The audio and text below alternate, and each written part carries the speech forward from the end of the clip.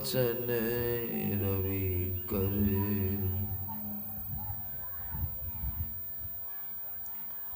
उपस्थित धर्म प्रेमी सज्जन वृंद तथा माताओं एवं बहनों, हम लोग सब कोई सत्संग स्थल में उपस्थित हैं। पंडाल बना हुआ है, बिछावन लगा हुआ है। श्रोता वक्ता को आमने सामने रहने से कहने में सुनने में दोनों को अच्छा होता है। जी, इसीलिए मैंने कुछ लोगों से कहवाया कि सब कोई लाइन में पंक्ति में सज करके जैसे माता लोग बैठी हैं वैसे आकर के बैठे, इधर उधर मत कीजिए। श्री सद्गुरु महाराज की जय। तो कहने वाले को ही अच्छा रहता है, श्रोता से वक्ता को बल मिलता है, सुनने वाले को भी सामने में सुनने से अच्छा होता है। इसीलिए मैंने कहा सबको यहाँ आके बैठिए तो अच्छा है, सबको हम देखते रहे, देखते। एक गांव में भगैत हो रहा था, समझे।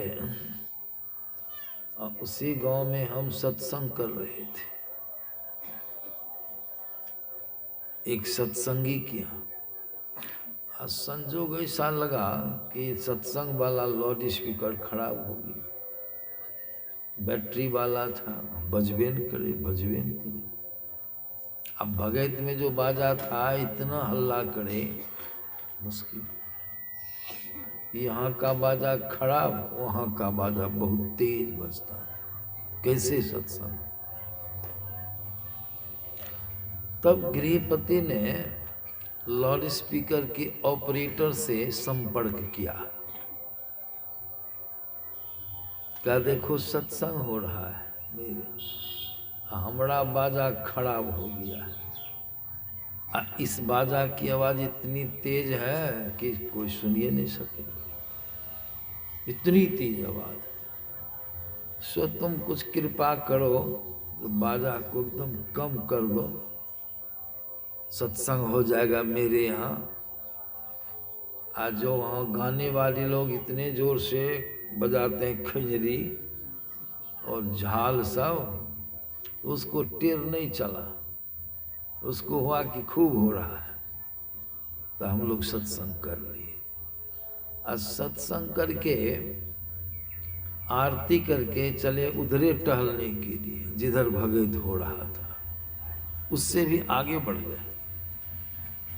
आज जिसके हम सत्संग करते थे उसका घर था वहाँ उत्तर दक्षिण सड़क है, सत्संगी का घर था सड़क से पश्चिम, और उसका घर था भगत वाले का नवानी साहु नाम था, नामो याद है।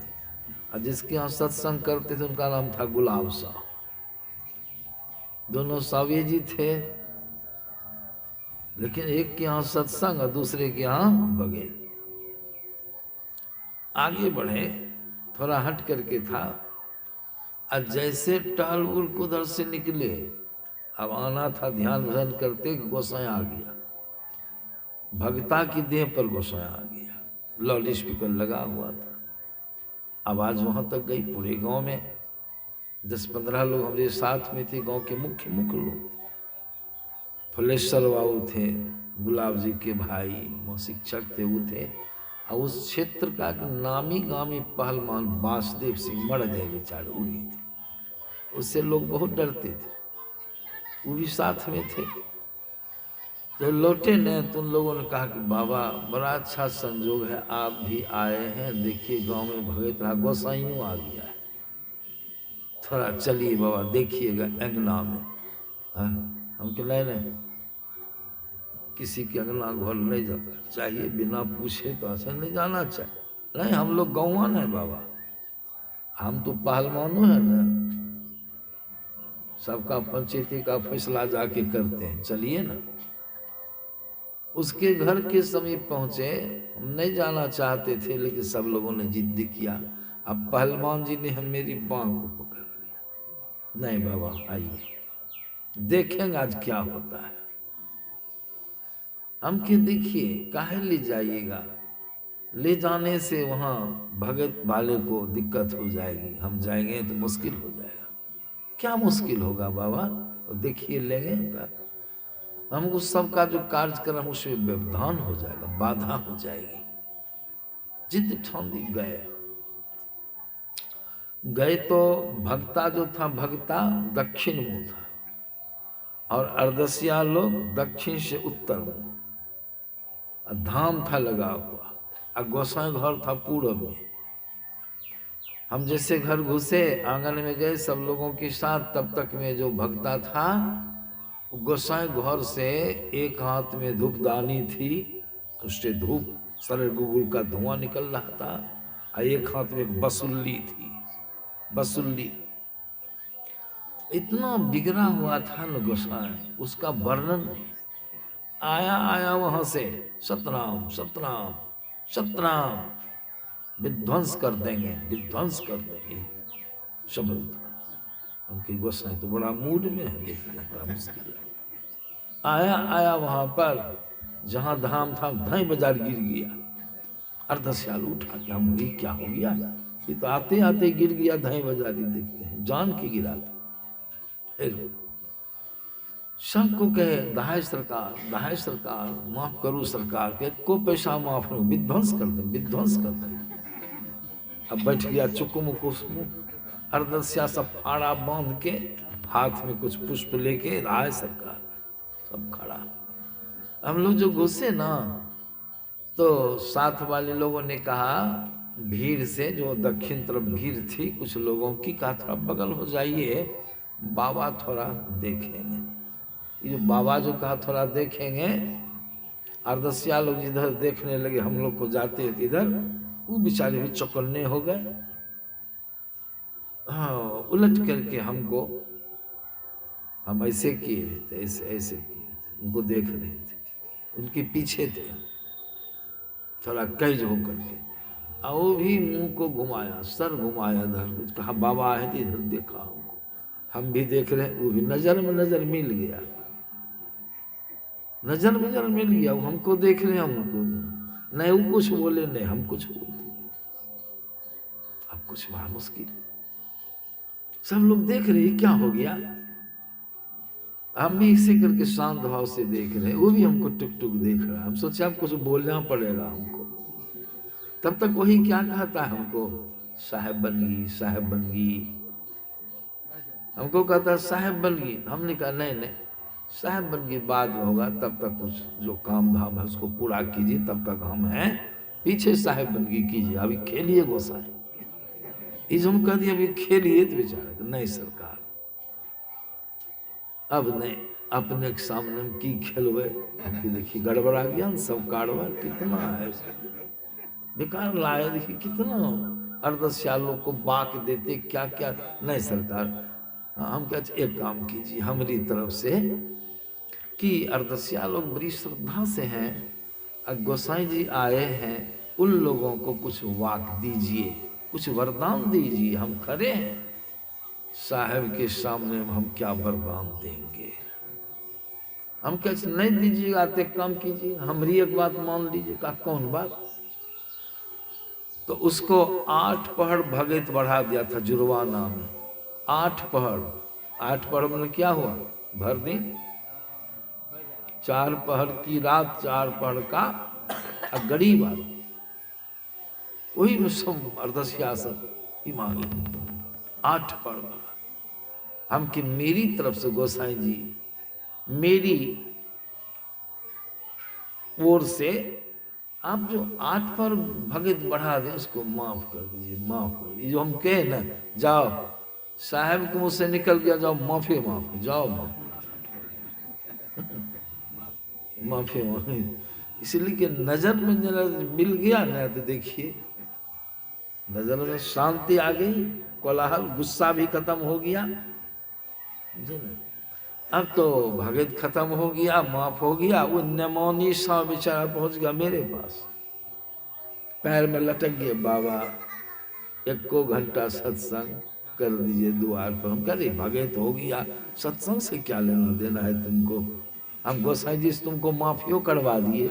नहीं नहीं बाबा गोर लगते, 1 घंटा सत्संग। सत्संग क्या है? भगत में भी लोग गाते हैं, पंजियार लोग सुने होंगे, हम स्मरण दिला देते हैं, ख्याल आ जाएगा। पंजियार लोग क्या गाते हैं? संत सरोवर गंग जल, संत सरोवर गंग जल, ताहि पखारो अंग, सुदहिया निर्मल भई नित साधुन के। यही गाते हैं। मतलब क्या हुआ? भगत वाले लोग भी अंत में आपको, भक्त को कहाँ भेजाते हैं? अंत में सत्संग बिना कि आपका कल्याण होने वाला, वो भी सत्संग में जाता है। इसीलिए बाबा कबीर की वाणी में आया है, कोटि कोटि तीर्थ करे, कोटि कोटि करी धाम, जब लग संत न सेवई तब लग सरे ना।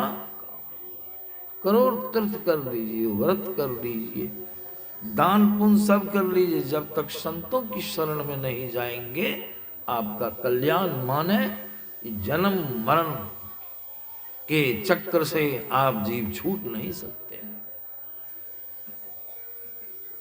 इसी को हमारे गुरु महाराज ने कहा, संत मता बिनु गति नहीं, सुनो सकल दे कान, जो चाह उद्धार पूत बनो संत। गोसाई आपको क्या सब देंगे? देवता पितर आपको क्या दे सकते हैं? पुत्र पुत्रियां, धन दौलत, धन दौलत, बीमारी छोड़ा देंगे वरदान देके। लेकिन जन्म मरण का जो रोग जीव को पकड़े हुए हैं, जन्म मरण के चक्कर से कौन छोड़ाएगा? पढ़िए ग्रंथ को, शास्त्रों को पढ़िए। जन्म मरण के चक्र में जो आप जीव पड़े हैं, इससे छुट्टी पाने के लिए संतों की शरण में जाना अति आवश्यक है। जन्म मरण का चक्र चल रहा, बड़ा दुखमय संसार है। यह शरीर दुखालय है, ये शरीर बढ़िया चीज नहीं है, ये जान लीजिए। यही शरीर आपको दुख देगा, जीव को दुख देगा। और शरीरों से बढ़िया जरूर है, बिल्लाय से, कुत्ता से, गधा से, शुअर से, वो सब शरीर से बढ़िया है, इसमें दो राय नहीं। लेकिन ये भी खतरनाक ही है, ये खतरनाक है। संतों ने कहा यह शरीर एक किस्म का जेल है, पिंजरा है, मुश्किल है। मैं बराबर सुनाता हूं, शरीर में आप जीव हैं, फंसे हैं। शरीर में आप जीव हैं, फंसे हैं, फ्री नहीं है। अभी तो शरीर में बल है, जवानी है, कूद फांद सब कर लेते हैं।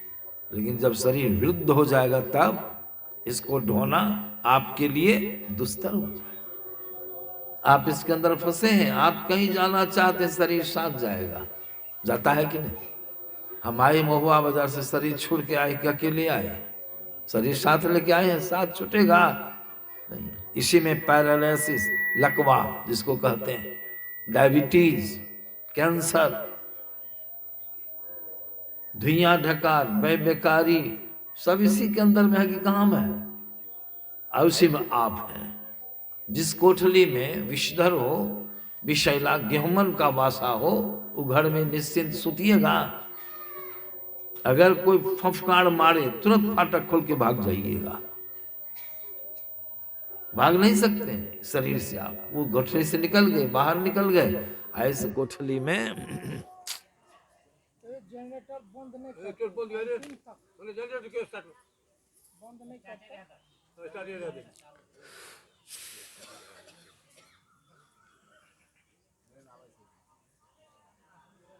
बीच में डिस्टर्ब होता है ना तो खाते वक्त चलते रहते हैं अगर आप कह देते नहीं तो फिर नहीं तो बीच में वो बंद कर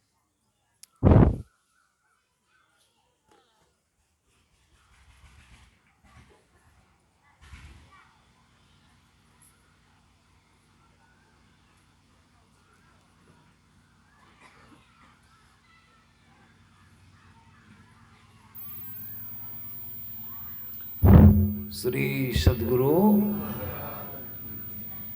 तो इसीलिए संतों ने बहुत बढ़िया ज्ञान, थोड़ा आवाज कम, बहुत अच्छा ज्ञान दिया है, इसको समझना है। एक बूढ़े आदमी से हमारी मुलाकात हुई, कहिए उन्हीं के यहाँ गए थे, सही मुरलीगंज है ना आपका, मुरलीगंज। अब मुरलीगंज के बगल में है डुमरिया गांव, डुमरिया गांव में गए थे। मेरा एक विद्यार्थी मुरलीगंज में रहता है, चंद्रशेखर नाम का, जो गैरेज खोले हुए है, हाँ शेखर कंपनी। उसके पिताजी सत्संगी हैं, वो भी सत्संगी बना है। तो गए थे सत्संग करने, नया पक्का मकान बनाया था, गए तो द्वार पर पहुंचे, सब तरह से निवृत्त होके मंच पर जाके बैठे। उसके दादाजी को देखा, बूढ़े जो थे, कंठीधारी थे, चित्त लेटे हुए थे, 108 की उम्र, वर्ष की उम्र उनकी। देखा जब मंच पर बैठे ना, तो पोते लोगों को बुला के कहा, चलो हमको ले चलो, थोड़ा बाबा से भेंट करा दो। उसको कखिया करके 3-4 पोता सब मिल के लाया मेरे पास। आए बेचारे कंठीधारी थे, बहुत उम्रदार थे, गोरा अंगारा शरीर था। गुरु महाराज को प्रणाम किए, आए मेरे पास, साहेब बंदगी बाबा, साहेब बंदगी, हमकी बंदगी, कहिए कहिए बाबा क्या समाचार है, क्या समाचार पूछते बाप। सब समाचार गड़बड़, सब समाचार गड़बड़ हो गया। अब ये न बढ़िया होना चाहिए कि जीवन भर तो समाचार बढ़िया बनाने में सब कुछ किए, क्या क्या नहीं किए, तो समाचार तो अब ये पूछने का समय है। मक्के की फसल रोपे, 5-6 महीना के बाद फसल काटे, तब ये कोई पूछेगा कैसी फसल रही। इतनी उम्र बता बिताए, अब ये समाचार पूछने का समय है। नहीं नहीं बाबा, अब कुछ नहीं, सब समाचार गड़बड़। कहते हैं क्या हमको, बाबा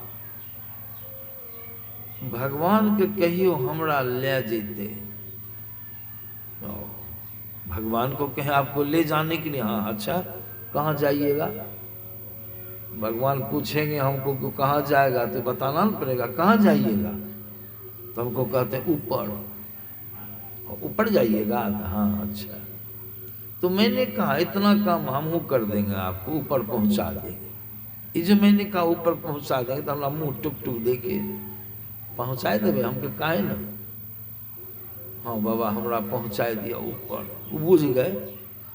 होते लोगों से मैंने कहा देखो जी, पक्का मकान जो बना है इसमें पक्की सीढ़ी बनी है, पक्की सीढ़ी है। नहीं बाबा सीढ़ी बाद में बनेगी, जगह छुटी हुई है, अभी बांस की सीढ़ी से काम करते हैं छत पर। हमके बांस की सीढ़ी है ना, लगाओ छत पर, हम भी उतरते हैं, तुम लोग भी आओ, हम बाबा को छत पर ले जाना, ऊपर जाएंगे बाबा।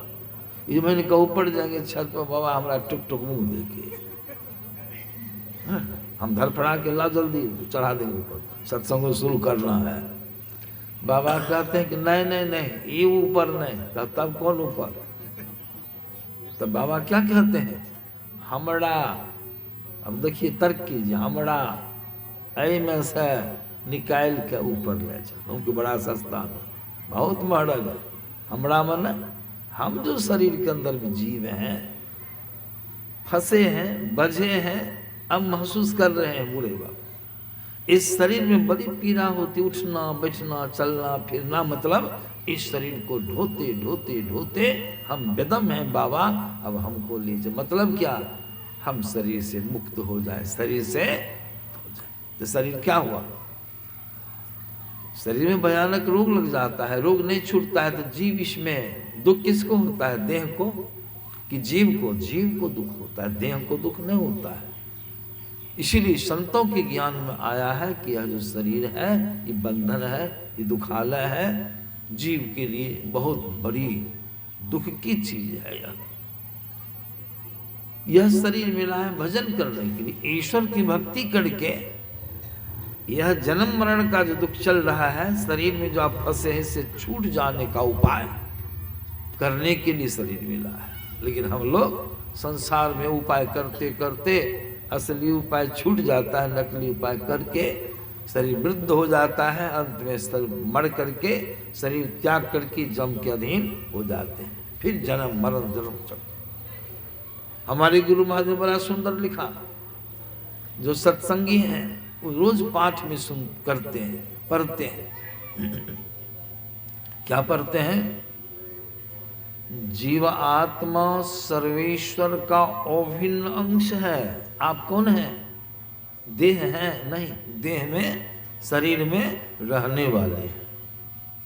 और कौन है? ईश्वर के अंश हैं। आप साधारण चीज नहीं, कोई जाति पाति की चीज नहीं है, आप साक्षात ईश्वर के अंश हैं। तुलसीदास जी महाराज ने भी इसको बड़ा सुंदर स्पष्ट किया है, ईश्वर अंश जीव। आप कौन है? ईश्वर के अंश, अविनाशी, आपका विनाश नहीं होता है, मतलब आप मरते नहीं हैं। ये ख्याल रखिए, संतों के ज्ञान में आया कि अविनाशी और चेतन, चैतन्य स्वरूप हैं आप हैं तो न शरीर काम करता है, आप हैं तब न शरीर काम करता है। सर कैसे डोलता है, हाथ कैसे चलता है, उंगली कैसे चलती है, मुंह कैसे चलता है, कौन चलाता है? आप ही चलाते हैं। आप चैतन्य स्वरूप हैं, आप हैं तो शरीर चेता हुआ है। आप निकल जाइएगा तो शरीर क्या हो जाएगा? धाराशायी। इसको बाबा कबीर ने कहा, पांचों नौबत बाजती होत छती राग, अशो मंदिर खाली परा तो बैठन लागे। सूरदास जी महाराज कहते, जा दिन मन पंछी उड़ी जाइए ता दिन तेरे तन तरवर के समय बात। कोई इंद्री काम करेगी नहीं, आप निकलिए तो देखिए। इसीलिए आप चैतन्य स्वरूप हैं। लेकिन गुरु महाराज क्या कहते हैं? सर्वेश्वर का अभिन्न अंश है, लेकिन मायाबद्ध जीव, यही पर समझदारी की जरूरत। मायाबद्ध जीव, जीव हैं ईश्वर का अंश, लेकिन माया के बंधन में आप जकड़ गए हैं, विवश हैं। मायाबद्ध जीव माया के बंधन में जो बंध गए हैं, तो माया चंचली है, चलायमान है, इसलिए आपका आवागमन शुरू हो गया। आवागमन शुरू हो, आवागमन माने आना और जाना। आना जाने से भी मतलब क्या हुआ? जन्मना और मरना। चल रही जन्मने मरने में 9-10 महीनों तक माता के पेट में आपको रहना पड़ता है, उसका वर्णन करने का भी समय नहीं। मरण का समय आता है तो मरने की घड़ी में जीव को सही पीड़ा होती है, जम बहुत पीड़ा देता है।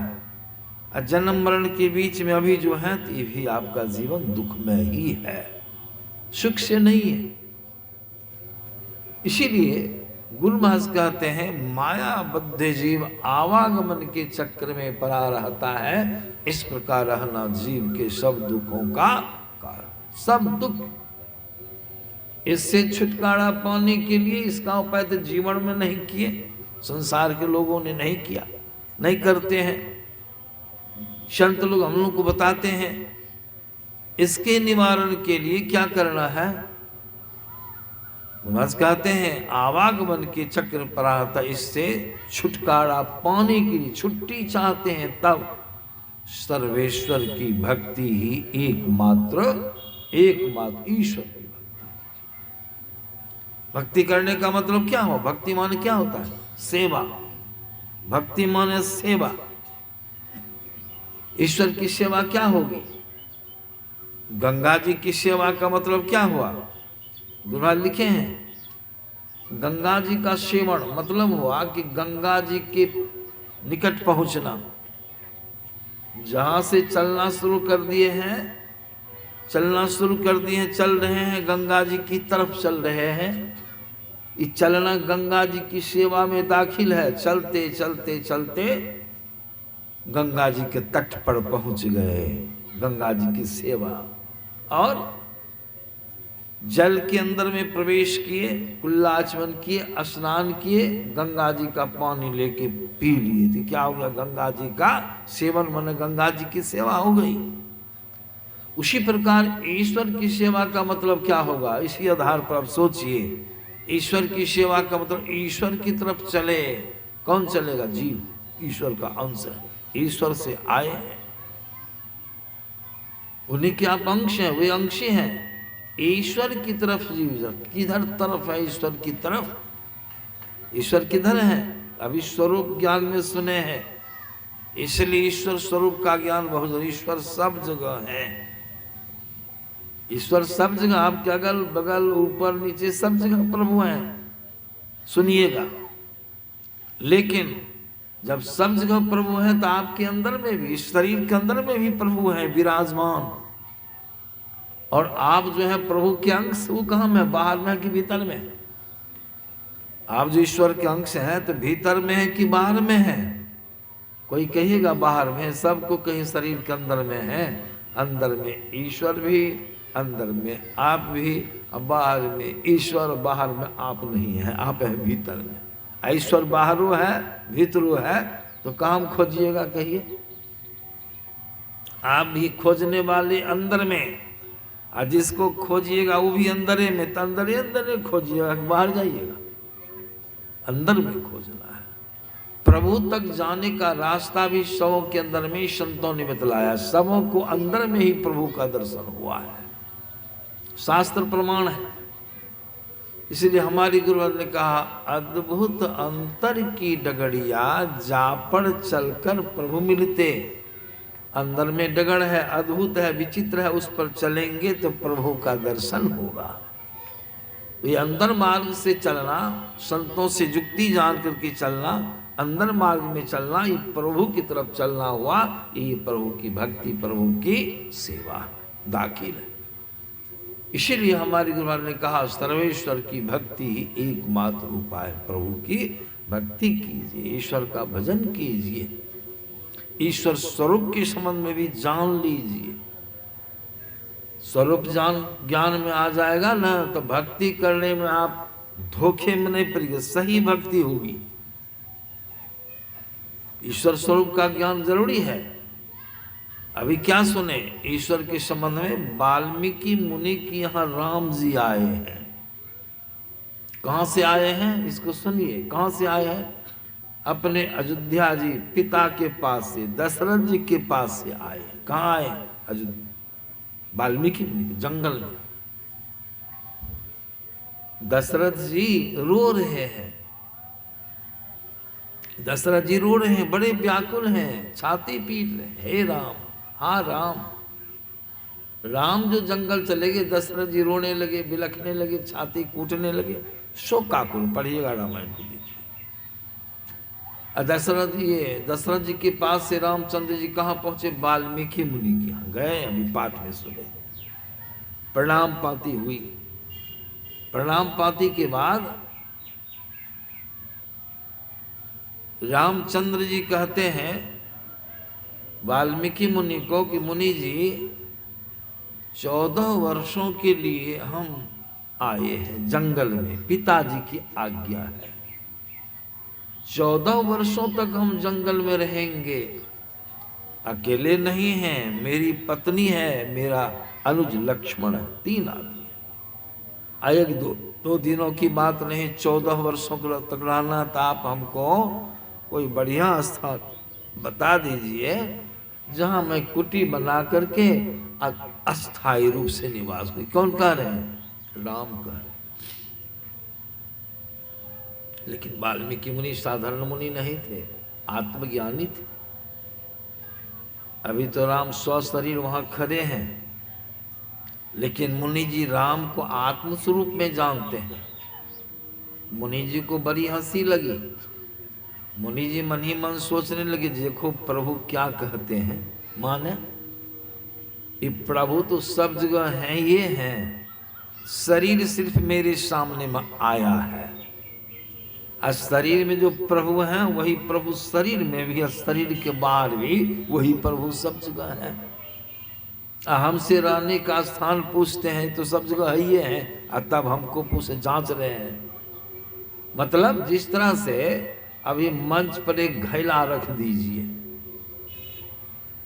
सब जगह हवा है, और घैला रख दीजिए, घैला में पानी नहीं, खलिया घैला है, तो घैला में क्या है? भीतर में बिचारिए, भीतर में घैला में क्या है? नहीं कुछ है तो क्या है? हवा है कि नहीं है? घैलों में हवा, घैला के बाहर चारों तरफ आगे पीछे ऊपर नीचे कौन सी है? हवा है कि नहीं? हवा में घैला, घैला में हवा, हवा में घैला, घैला में हवा। अब वो घैला आपके पास यहाँ कोई ले आवे कहीं से, तो जिसके यहाँ से घैला आएगा कानबो करेगा कि हमारी हवा, हमारा घैला चला गया, कानेगा नहीं। वहाँ जो हवा है वही हवा अंदर में भी है, वही हवा बाहर में भी है। हवा में हवा जा रही है, हवा में हवा जा, जो हवा है वहाँ मुरलीगंज में, जो वही हवा करवेली में आवरण का विदा। सिर्फ जो घैला लगा हुआ है, घड़ा का आवरण है, उसी को लोग चिन्हते हैं घैला की हवा। कौन हवा है? तो घैला की हवा है। लेकिन हवा तो एक है कि दो है। कोई कहिएगा कि हमारी हवा लेके चला गया, हमारी हवा लेके, रोइएगा नहीं। हवा तो एक जगह, उसको ज्ञान, उसका ज्ञान है। अगर घैला को फोड़ दे कोई, घैला को एक मुक्का मारे फूट जाए तो क्या होगा? हवा फूटेगी कि घैला फूटा? कोई रोइएगा कि हमारा घैला फूट गया? ना, हवा नहीं फूटी, घैला फूटा,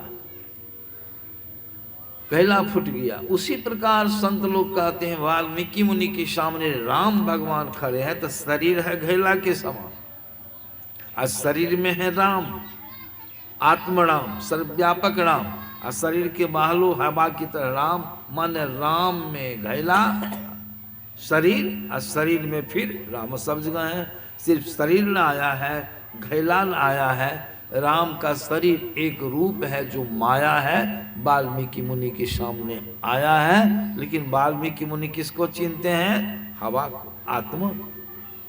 आत्मा में आत्मा आई है, जो आत्मा शरीर में वही आत्मा सब जगह। ये ज्ञान वाल्मीकि मुनि को हो गया था, आत्मज्ञानी थे। लेकिन दशरथ जी को ज्ञान, दशरथ जी किसको चिन्हते थे? घैला को। दशरथ जी किसको चिन्हते? घैला। घैला माने शरीर, राम के श्याम वर्ण के शरीर को दशरथ जी चिन्हते थे। उसी से उनका प्रेम था, उसी घैला को, शरीर को पुत्र मान बैठे थे। वह नाशवान है, माया है। तो राम जी यहाँ चले आए, उनको दुख हो गया। अब वाल्मीकि मुनि के सामने आए तो न हर्ष न विषाद, कायग राम तो सब जगह है, अब बीच में एक ठो घैला आया है। ऐसा ज्ञान था, इसीलिए उन्होंने राम को चुनौती दिया। राम स्वरूप तुम्हार, तुम कौन हो? राम नहीं चिन्हते हम तुमको, घैला को चिन्हते हैं क्या?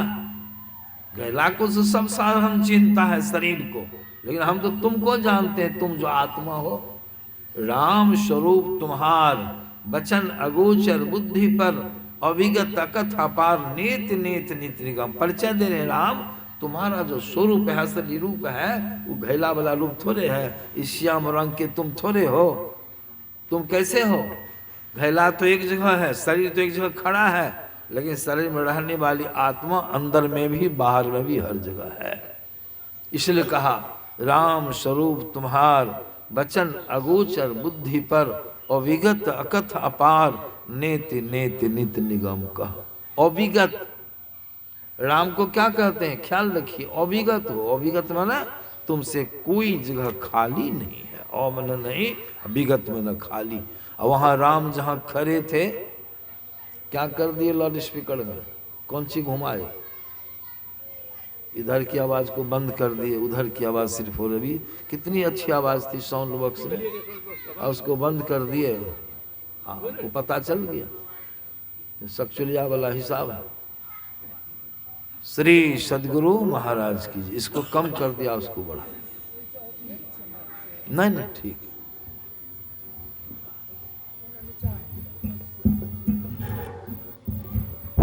कम किया है, आवाज पता कर। श्री सदगुरु महाराज के तो क्या कहते हैं, वचन अगोचर बुद्धि पर अविगत अकथ अपार नेत नेत नित निगम का। हे राम, वेद कहता है तुम्हारा अंत नहीं है, तुम्हारा अंत नहीं है, ऐसे तुम हो।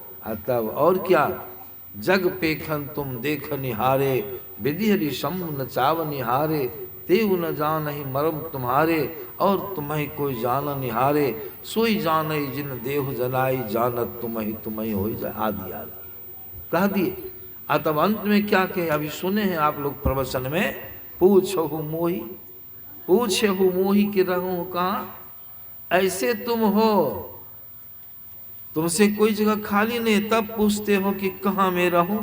अब मैं पूछत सकता, हमको होता है मन पूछने का, लेकिन संकोच होता है। क्या, जहां न हो, राम से पूछ रहे हैं, जहां न हो सो देहु कही तुम्हें बताओ ठाम, तुम कहाँ में नहीं हो, सो स्थान बता दो, तुमको हम जगह बता। राम लज्जित हो गए, चुप हो गए। मतलब क्या हुआ, इस प्रसंग से क्या समझ में बात आई, शरीर राम नहीं है, शरीर रूप है, माया है।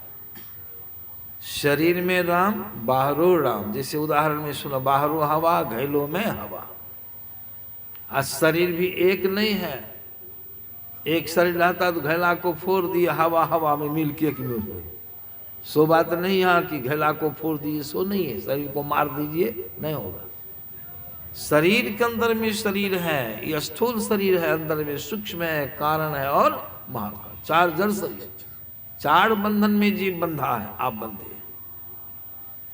चार शरीर है, इसीलिए संत लोग कहते एक शरीर अपने मर जाता है, लेकिन तीन शरीर जीव पर लगे रहने के कारण पुनर्जन्म हो जाता है, आवागमन चलते रहता है। इसलिए हमारे गुरु महाराज ने कहा, इससे छुटकारा पाना चाहते हो तो सर्वेश्वर की भक्ति ही एकमात्र उपाय है, ऐसी भक्ति करो। एक बात और रह गई है, आपने सुना, घैला में हवा, सब तरफ हवा, उसी प्रकार हमारे अंदर में प्रभु और बाहर में भी सब जगह प्रभु हैं। हाथ में क्यों नहीं ठेकते हैं, ठेकना चाहिए ना, हाथ में ठेकता ना, हवा ठेकती है नहीं, लेकिन स्पर्श से मालूम हवा।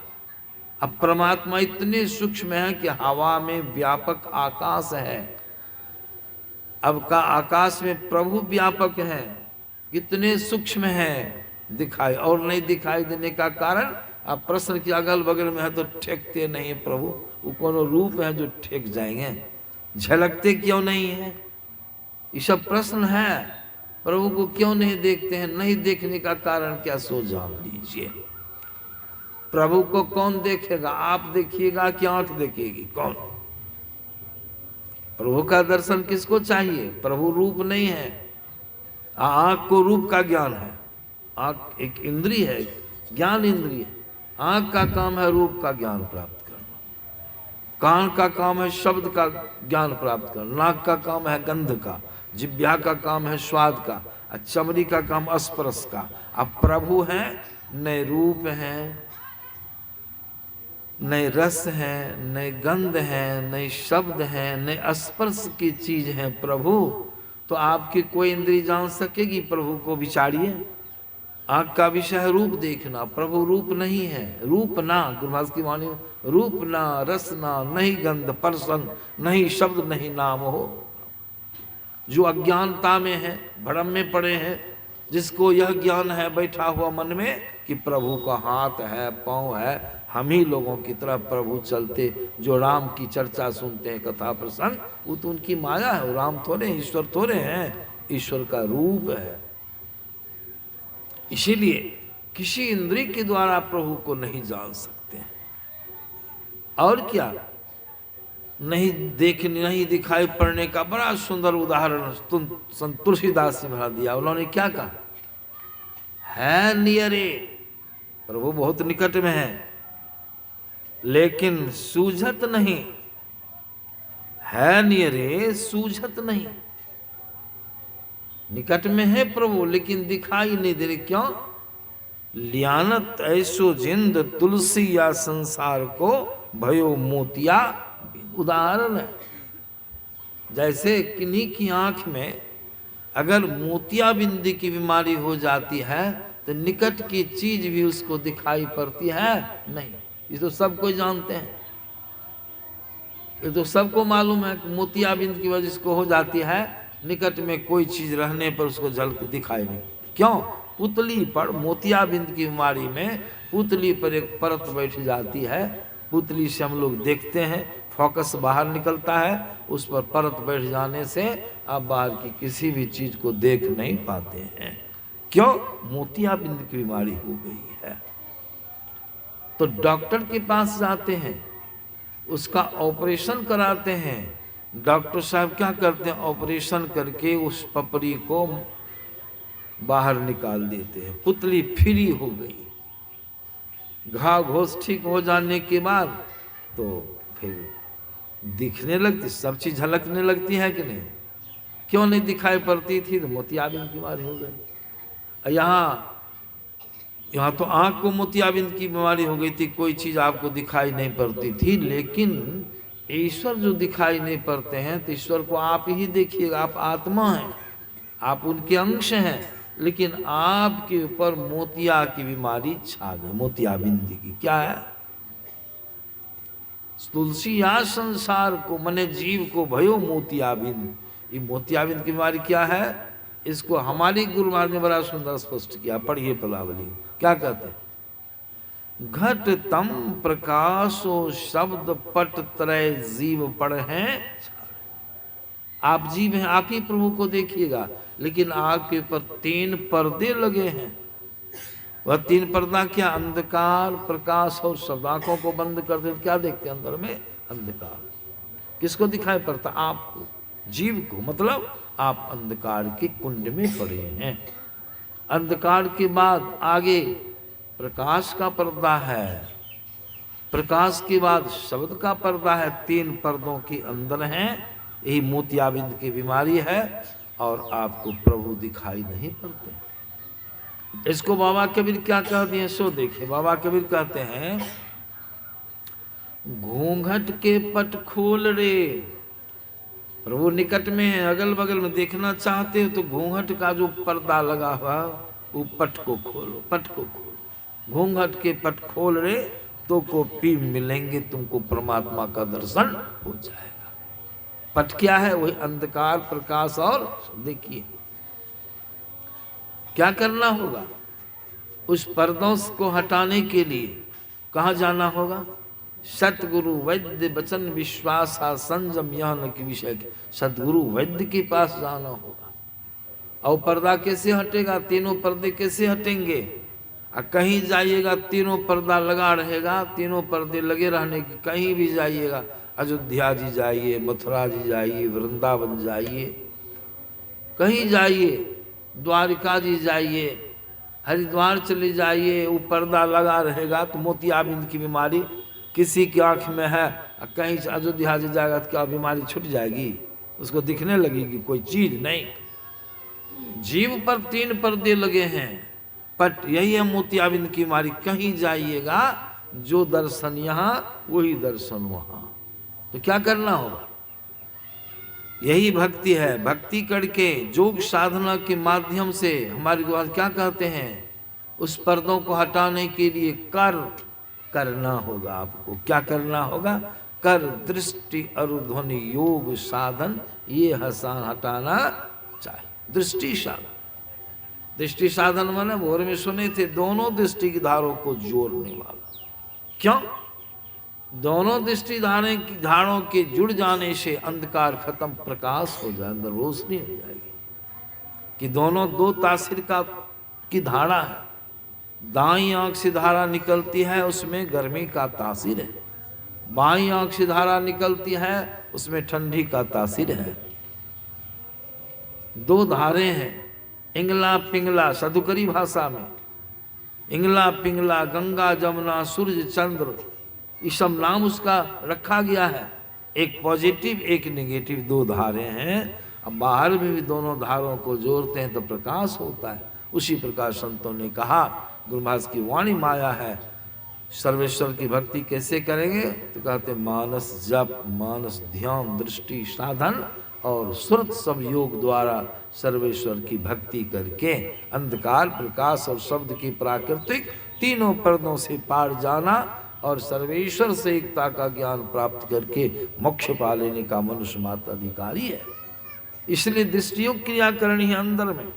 दोनों दृष्टिधारों को जोड़ने से अंदर में रोशनी हो जाएगी।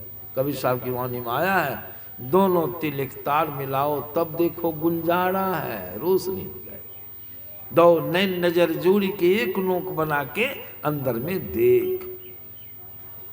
यही भजन भगवान शिव जी करते थे। आंखों को बंद करके दोनों दृष्टिधारों को जोड़ करके दिव्य दृष्टि खोल लेते थे। दिव्य दृष्टि से ही प्रभु का दर्शन नहीं होगा, आत्मदृष्टि से प्रभु का दर्शन।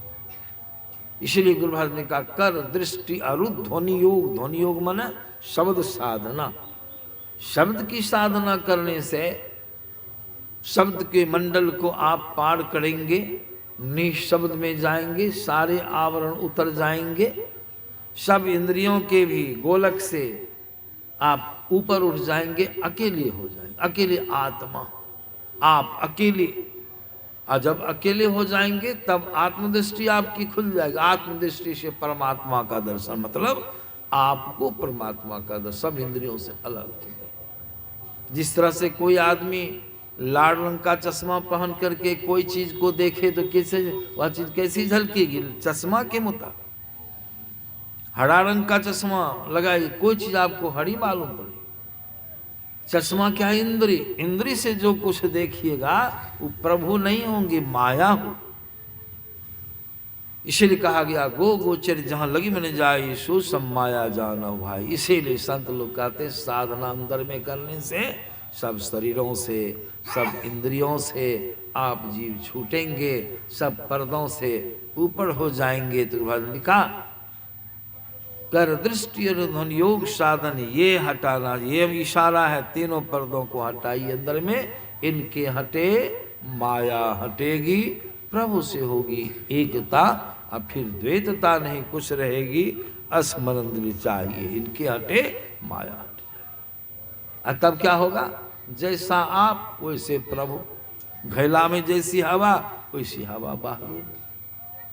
आप मिल जाएंगे प्रभु में, मिल करके एक में प्रभु ही आपके विश्राम स्थल है।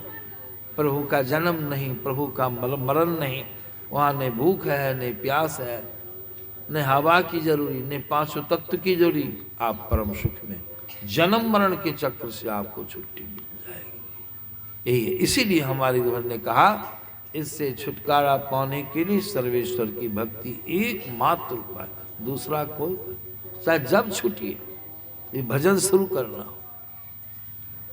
समझे ना? यही है ईश्वर स्वरूप का ज्ञान हो जाने से आपका भजन सही सही होगा। एक सेठ जी थे, बहुत गरीब हो गए। सत्संगी लोग भी भटकते, इतना सुनने के बाद भी कहीं कोनो कारणवश अर्थहीन हो जाते हैं ना, तो अन्य अन्य लोगों से जाते हैं पूछने के लिए। तो कोई कहता घर का देवता तुम्हारा विमुख हो गया है, ये हो गया। सत्संगी लोग भी भटक जाते हैं, गोसाई पितर के फेरे में पड़ जाते हैं।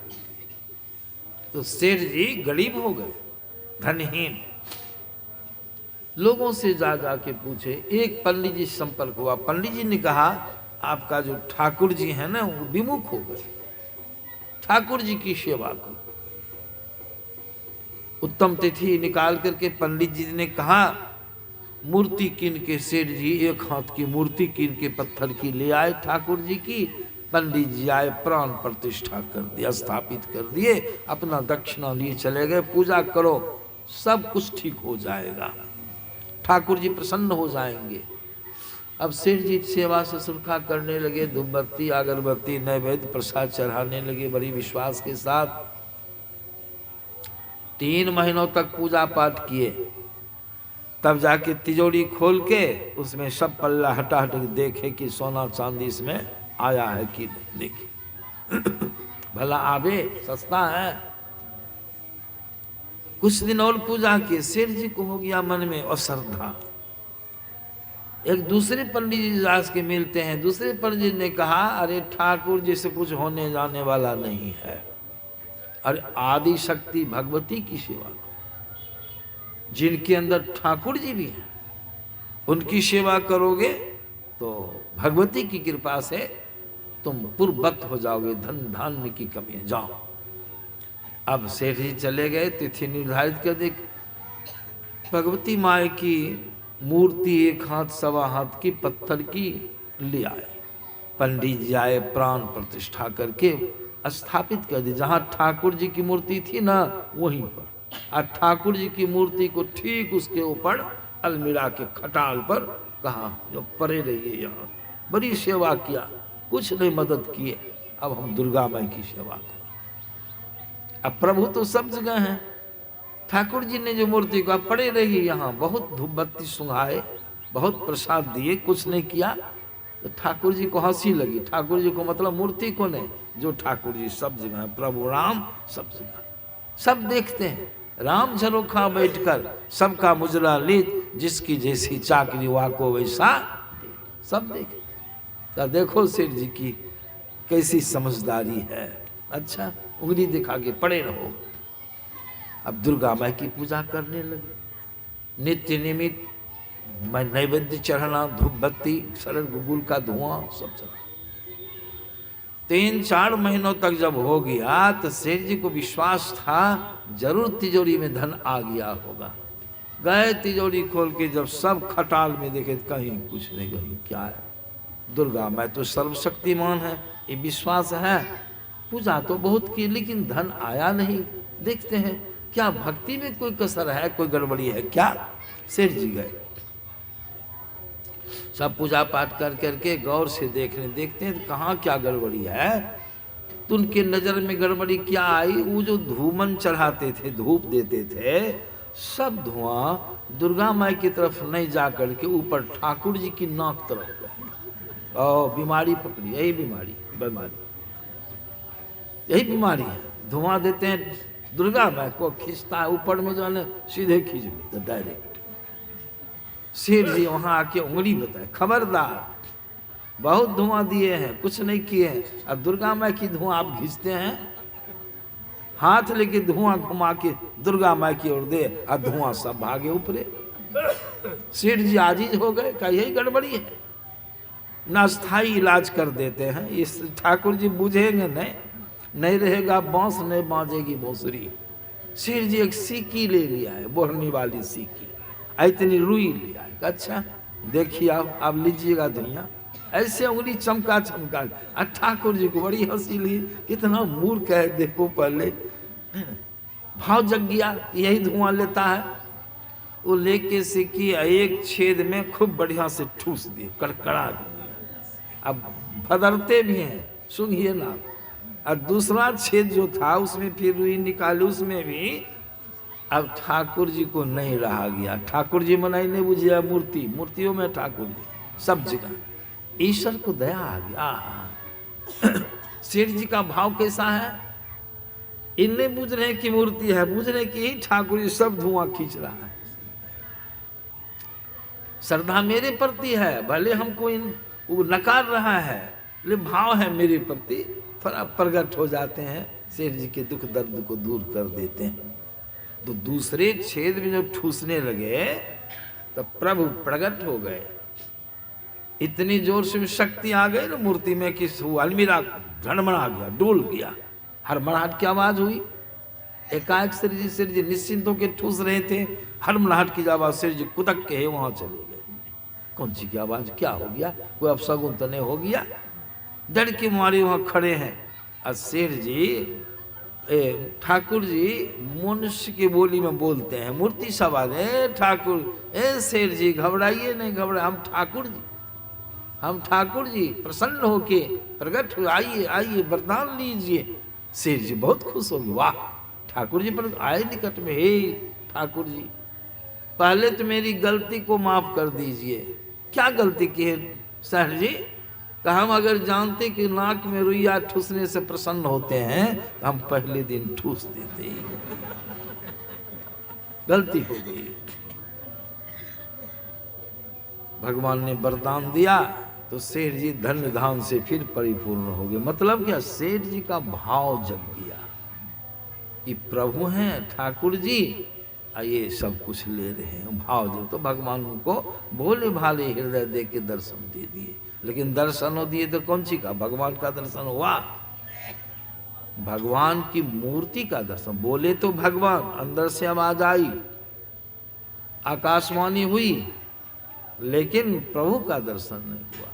आत्म दर्शन यही है, संतों के ज्ञान में आया है कि आप ईश्वर के अंश हैं। ईश्वर अंश जीव अविनाशी, चेतन अमल सहज सुख राशि, शो माया बस भय गोसाई, बंधे कीर मड़कट के हम बंध गए। इसीलिए बंधन से छूट करके जब अकेले हो जाएंगे तो प्रभु का दर्शन हो जाएगा।